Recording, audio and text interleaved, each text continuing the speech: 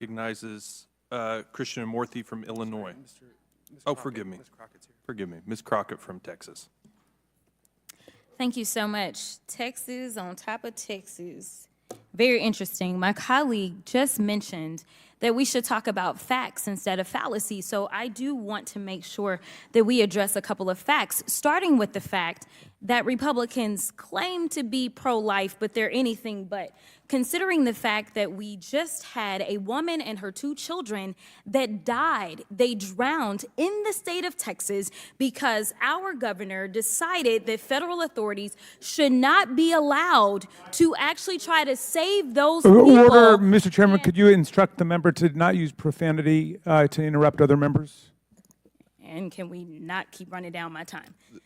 We'll hold your time. You'll get it back. Remind members to have decorum during the hearing today. Ms. Crockett, you may continue. Please restore 10 seconds to her time. The fact is, these people died at our border in Texas on Friday.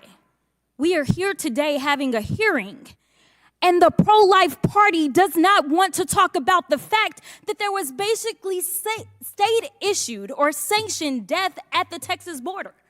There can be nothing more inhumane than the fact that we have not even decided that we were going to discuss this on the pro-life side. But you know what? I do want to talk about some other facts that we have. Republicans can't do the basic job that we are supposed to do. You see, in 2 days, we are scheduled to shut down. They can't figure out how to do a budget because we're 6 months behind, but somehow they are going to solve this complex issue of immigration. I seriously doubt it. And to quote a great known as Riri, also known as Rihanna, how about we give a round of applause, a standing ovation, because we have absolutely had nothing more than performative politics. In fact, my Texas colleague just finished his comments by specifically talking about the election in November and who's going to win it. We are not here to campaign. We are supposed to be here to legislate, but we have done everything except for legislate. So let's go through a few more facts. Democrats have introduced legitimate, sensible legislation to address what we're seeing. My colleagues on the other side of the aisle want to grandstand for political purposes rather than work with Democrats and fix an immigration system that has been broken for decades. Republicans continue to vilify people, including mothers and their children. And as I just said, we just lost a mother and her children. We also know that the gentle lady from Florida, who happens to be the only member to give birth this session, specifically admitted that she actually wants a child separation policy. I can't think of something more ironic than that particular member specifically advocating for child separation policies. Republicans are yelling that states don't have the tools to help with migrants, but rather than work with Democrats, Republicans are targeting communities of color in Democratic cities like Chicago, New York, and Philadelphia. And while they say that it's about Democrat-run cities, I do want to point out another similarity that they have. These are cities that are run by African Americans. So while I know that they love to pretend as if there are no racial undertones, it is just striking to me that we specifically are going after African American run cities. And we talk about the mayor of New York. I don't know when I've ever seen so much bipartisanship and agreement out of the Republicans, but they continue to talk about what the mayor of New York has said. Let me tell you about somebody else who wanted to speak out about New York, and I want to make sure that she understands that the Democrats aren't the problem, but the Republicans are, and that's Cardi B. Cardi B specifically talked about her frustration because the mayor came out and said that they don't have the resources that they need. But guess who has actually tried to give the resources to these cities and who has stood in obstruction? President Biden. To be clear, President Biden has tried to give state and local governments and nonprofits federal resources to support temporary food, shelter, and other services, but MAGA House Republicans are refusing to give those cities and states those resources. President Biden has tried to put 1,300 more Border Patrol agents at the border to help, but Republicans have obstructed that request. Republicans want to cut the flow of fentanyl coming into the United States. President Biden has tried to give our border agents 100 new cutting-edge inspection devices and add 1,000 additional law enforcement personnel. Republicans obstructed that request. Honestly, I can't tell if y'all are for anything other than obstruction and cruelty. Just take a look at my governor last week. He said, and I quote, "The only thing we're not doing is we're not shooting people who come across the border because, of course, the Biden administration would charge us with murder." I know Governor Abbott doesn't understand the law, but let me say this, that absolutely would be murder. And with that, I'll yield. Gentlelady yields back. Mr. Chairman, I'd like unanimous consent to submit this article. The Biden administration admits migrant drownings occurred before Border Patrol alerted Texas officials. Without objection, so ordered. Chair recognizes the gentlelady from Georgia, Ms. Green. Before I yield back, however, Mr. Chairman, I have some parliamentary inquiries.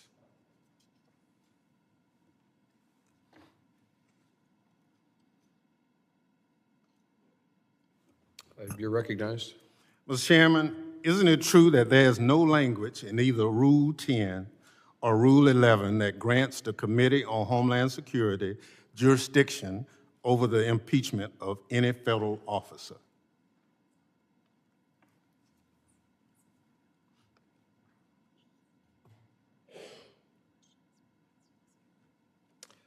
That is not a valid parliamentary inquiry. You need to state the rule and how it relates to this proceeding. That's why it's an inquiry, because I'm referencing either Rule 10 or Rule 11 that grants the Committee of Homeland Security jurisdiction over impeachment of any officer.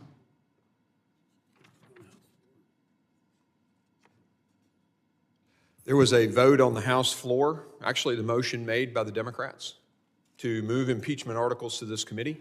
That trumps the rules, and it passed the House floor, and we are proceeding in accordance with the demands of the United States House of Representatives by vote of the members. For the parliamentary inquiry. Gentleman is recognized. Is the chair aware that of the 5 resolutions impeaching Secretary Mayorkas introduced in the House so far this Congress, just one, House Resolution 863, has been referred to the Committee of Homeland Security, and that 4 others have been referred by the Speaker to the Committee on Judiciary?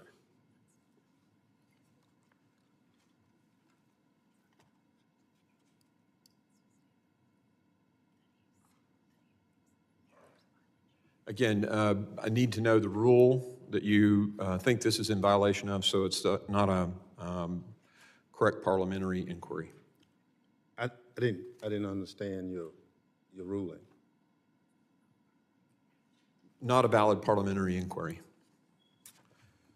Further parliamentary inquiry, Mr. Gentleman is Chairman. recognized. Would the chair inform the committee of which rule or precedent supports the idea that the motion to refer overrides House rules on committee jurisdiction, particularly over a constitutional matter that should have been referred to the Committee on Judiciary? That is not a valid parliamentary inquiry. Further parliamentary inquiry. The gentleman is recognized. Has the full House authorized this impeachment inquiry, such as it did on January 14th, 1876, for the investigation of then Secretary of War William W. Belknap, or such as the House did on December 13th, 2023, for the investigation of President Biden? Again, not a valid parliamentary inquiry. The House of Representatives voted to send this to this committee. Further parliamentary inquiry. The gentleman is recognized. Is the chair aware that the Committee on the Judiciary adopted internal rules of procedure for the conduct of its impeachment inquiry of ex-President Trump in 2019? And does the chair intend to follow suit and adopt additional committee rules to ensure due process for Secretary Mayorkas in this as yet unauthorized inquiry? Again, not a valid parliamentary inquiry. Further parliamentary The inquiry. gentleman is recognized. And in reference to the Secretary's right to due process, I have the following parliamentary inquiry, Mr. Chairman. Does the committee intend to follow the Secretary to be represented by counsel during these impeachment proceedings? The committee will follow the rules of the House on that measure. So do I understand that Secretary Mayorkas will be allowed counsel? The committee will follow the rules of the House on that. Further parliamentary inquiry. The gentleman is recognized. Does the committee intend to allow the Secretary's counsel to be present at all hearings and deposition? The committee will follow the rules of the House. Additional inquiry. The gentleman is recognized. Does the committee intend to allow the Secretary's counsel to present evidence and object to the admission of evidence? The committee will follow the rules of the House. Is that a no? The committee will follow the rules of the House. So do the rules allow it? That's my point.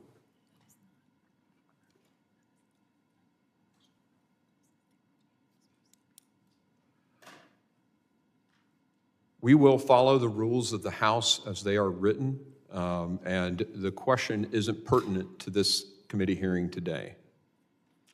Well, I think we'll get to that at some point, Mr. Chairman, but I just want to go on the record in pursuit of this is that when former President Trump had impeachment matters brought before,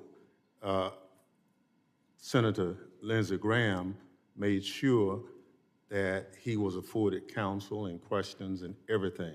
And I'm just trying to make sure that we follow some kind of order in that. As I stated, Mr. Ranking Member, we will follow the rules of the House. All right, thank you. Further parliamentary inquiry. Does the committee intend to allow the Secretary's counsel to call and cross-examine witnesses? Again, the committee will follow the rules of the House. Further parliamentary inquiry. Gentleman is recognized. Does the committee intend to give the Secretary's counsel access to and the ability to respond to the evidence added by the committee? The committee will follow all of the rules of the House. Thank you, Mr. Chairman. With that, I yield back.